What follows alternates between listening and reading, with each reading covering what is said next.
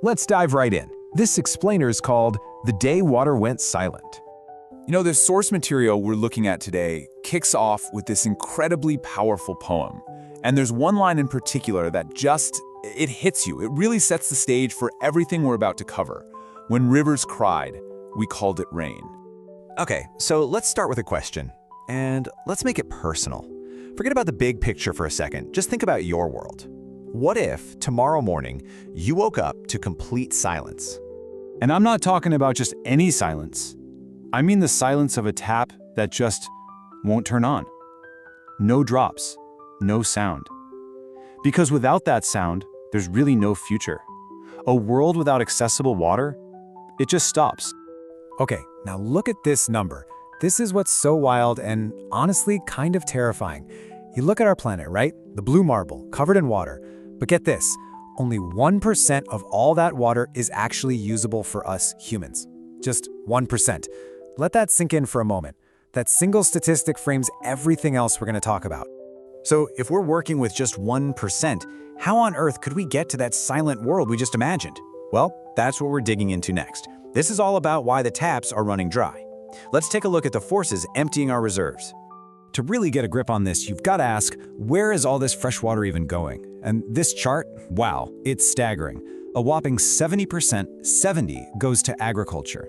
Think about that. It's not our showers, it's not our factories, it's the food we grow.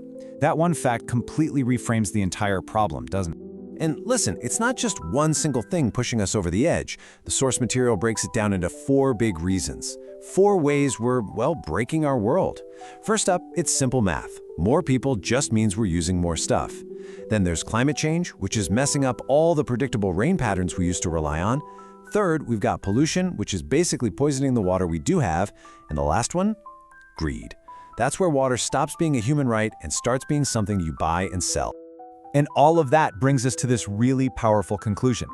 The source puts it so bluntly, you just can't ignore it. Water is not disappearing. We are destroying it. See the difference there? This isn't something that's just happening to us. It's something we are actively doing. Facts and figures, they're great. They tell us what is happening. But to really understand what this crisis would feel like, for that, you need a story. So let's put the data aside for a minute. Let's take a trip into the future. This is a dispatch from the year 2045. The story is called The Last Q. We meet this guy, Ethan. He's in a city, but it's never named. And that's on purpose, right? Because it could be any city. It could be your city. And he's standing in a line. But he's not waiting for a new phone or concert tickets. Nope.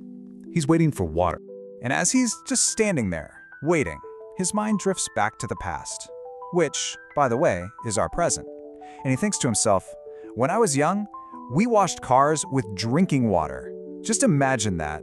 Imagine a world where washing your car with tap water seems like the most insane, wasteful thing you could possibly do. That's the world he's living in. And this just drives that point home, doesn't it? Yesterday was an open tap, something we don't even think twice about. But today, in Evan's world, it's a strict ration. 2 liters per person for the entire day. That's for drinking, for cooking, for cleaning, everything. 2 liters. Then, something awful happens in the line. A woman just collapses from dehydration, and someone else, they just steal her water bottle. And nobody does a thing to help. The source sums up this grim reality with this absolutely chilling phrase: thirst kills humanity first. When you're that desperate, survival comes before anything else, even compassion. That night, Ethan makes a trade that just perfectly captures his new reality. Look at this.